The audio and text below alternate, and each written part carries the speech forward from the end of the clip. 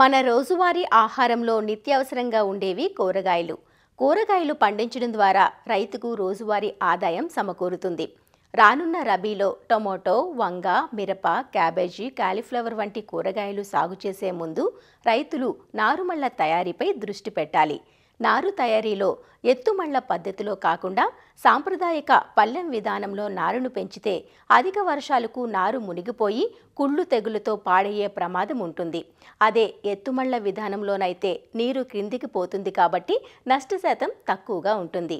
ఇదే కాకుండా ఇటీవల ఆధునిక పద్ధతిలో ప్రో ట్రేలలో నారును పెంచుతున్నారు. దీనివల్ల ఆరోగ్యకరమైన నారుతో పాటు రవాణాకు తేలిగ్గా ఉంటోంది. ఎత్తుమళ్లలో ఆరోగ్యవంతమైన నారు కోసం పెంపకంలో పాటించాల్సిన యాజమాన్య పద్ధతులను తెలియజేస్తున్నారు డాక్టర్ వైఎస్ఆర్ ఉద్యాన విశ్వవిద్యాలయం పార్వతీపురం ఉద్యాన కళాశాల అధ్యాపకులు డాక్టర్ క్రాంతి కుమార్. సాధారణంగా ఏంటంటే మనం ఎస్పెషల్లీ ఇప్పుడు రబీ కూడా వస్తుంది. రైతులు పల్లపు భూముల్లో ఈ నర్సరీలు రైజ్ చేయడం వల్ల వర్షాకాలంలో కొట్టుకుపోవడం కానీ, నీరు నిల్చొని వ్యాధులకి చనిపోవడం కానీ జరుగుతూ ఉంటుంది. అందుకే కంపల్సరిగా విత్తన సైజు అంటే చిన్నగా ఉండేవి మిరప కానీ, వంగ కానీ, క్యాబేజ్, కాలీఫ్లవర్ కానీ, లేదంటే టమోటా ఇవన్నీ కూడా చిన్న సైజు విత్తనాలు ఉంటాయి కనుక వీటి కంపల్సరిగా మనం నర్సరీలు రీచ్ చేసుకోవాల్సిన ఆవశ్యకత ఎంత అయితే ఉంటుంది. ఒక ఎకరానికి మనకి సుమారుగా 15 సెంటీమీటర్లు ఎత్తున్నటువంటి 4 మీటర్ల పొడవు ఉన్నటువంటి 1 మీటర్ వెడల్పు కలిగినటువంటి 8 నుంచి 10 ఎత్తైన మడులు అనేవి అవసరం అవుతూ ఉంటుందండి. డ్రైనేజ్ వ్యవస్థతో పాటు నీటి వసతి కూడా కలిగి ఉండాలి. ఎక్కడైతే బెడ్లు తయారు చేసుకుంటానో కూడా దాన్ని బాగా 2-3 సార్లు బాగా దున్నాలండి. దున్నేసి ఎటువంటి క్లాడ్స్ లేకుండా మట్టి బెడ్డలు లేకుండా చూసుకోవాలి.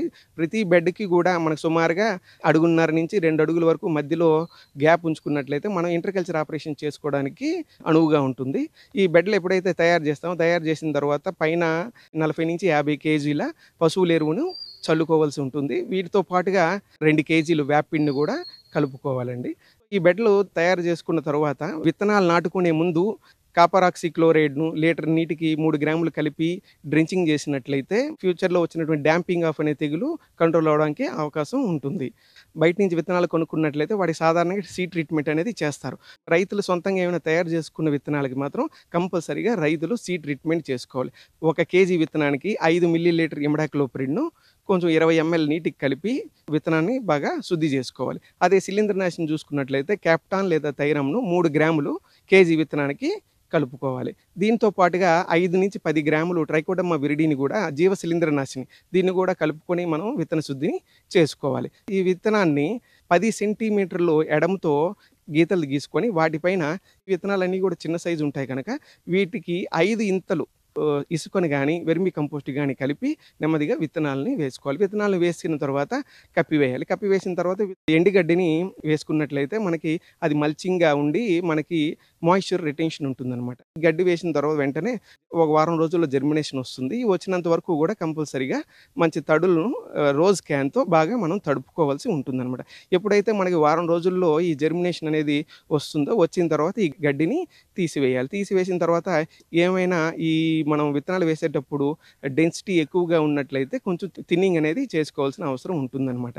వీటికి పోషణ అనేది కూడా అవసరం ఉంటుంది కనుక సుమారుగా అంటే 12 రోజులకు ఒకసారి 20 రోజులకు ఒకసారి 3/19లను లీటర్ నీటికి 5 గ్రాములు కలిపి పిచికారీ చేసుకున్నట్లయితే పోషణ మంచిగా ఉంటుంది.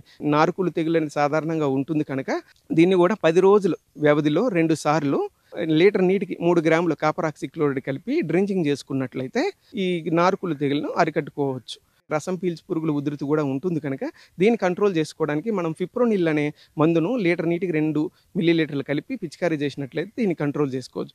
ఆకులు తినేసే పురుగులు కానీ లేదా ఆ ఆకులపై మచ్చలు కానీ మనం గమనించినట్లయితే డైమిథోయేట్ అనే మందును 2 mlను దానికి 3 గ్రాములు మ్యాంకోజెబ్ను లీటర్ నీటికి కలిపి పిచికారీ చేసుకున్నట్లయితే మనం కంట్రోల్ చేసుకోవచ్చు. సాధారణంగా మనం రకాలను బట్టి 25 నుంచి 30 రోజుల వయసు ఉన్నటువంటి నారుని మనం ప్రధాన పొలంకి తీసుకెళ్లడం జరుగుతుంది. ఎప్పుడైతే మనం తీసుకెళ్తామో దానికంటే వారం రోజుల ముందు మొక్కని హార్డెనింగ్ అనేది చేయాలి. హార్డెనింగ్ అంటే ఏంటంటే మనం వాటర్ ఇవ్వకుండా మొక్కని కొంచెం మెయిన్ కండిషన్‌కి ఏదో ఫీల్డ్ కండిషన్‌కి ముందుగానే మనం వాటిని తయారు చేయాలి కనుక, ఈ నీటి ఎద్దడిని తట్టుకునేలాగా తయారు చేయడం కోసం ఏం చేయాలంటే, మనం వాటర్ అనేది ఒక వారం రోజులు ఇవ్వకుండా ఆపివేయాలనమాట.